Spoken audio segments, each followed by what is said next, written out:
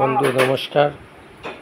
দেখছেন আমাদের এই রুগীটা, এই দিদিটা মরিয়ানি থেকে এসছেন কিছুদিন আগে। উনি আজকে দেখেন অবাক লাগছে, নিজে বটনি দিয়ে এই মানে পেঁয়াজ কাটছেন। একটা সময়ে উনি একবার প্যারালাইসিস ছিল, পঙ্গু ছিল। আজকে ওনারে নিমন্ত্রণ করেছি খাওয়ার জন্য। উনি এখানে আত্মীয় বাড়িতে থেকে এখন মেশিন লাগিয়ে এসছেন এবং আজকে উনি রান্নাতে সহযোগিতা করছেন। আমাদের নতুন ট্রেনার দিদি অঞ্জু চক্রবর্তী, উনি রান্না করবেন, আমার মাও রয়েছেন সঙ্গে।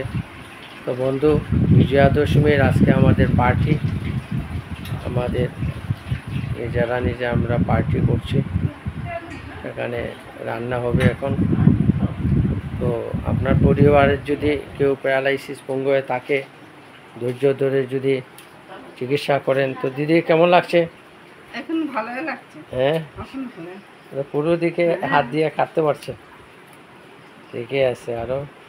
কিন্তু উনি আবার প্রচণ্ড ডায়াবেটিস রুগী, তারপরেও আজকে উনি সুস্থ হয়ে, আজকে থেকে 4-5 মাস আগে উনি একবারে অকিজু ছিলেন, টমটম করে টমটমালা ওনাকে নিয়ে এসেছিলেন এবং ওনার বাইকনা ওনাকে দেখেন চিকিৎসা করেছে।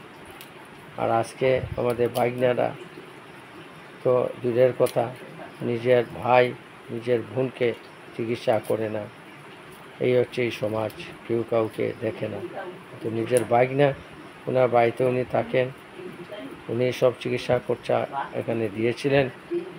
আর আজকে উনি সুস্থ হয়ে এই কাজ করছেন এবং আমরা আজকে ওনারে বিজয়া দশমীর নিমন্ত্রণ জানিয়েছিলাম।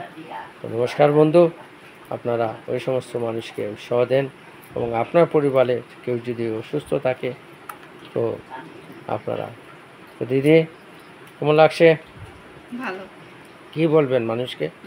কি আমার মতন যদি কেউ যদি এরকম হয় তাহলে সারা লগের যোগাযোগ করলে ভালো হয়। বিহতলির সারা ঘরের বিহতলি আপনারা আসবেন, আইসা চিকিৎসা করে যাবে। এইটুকুই কথা বললাম।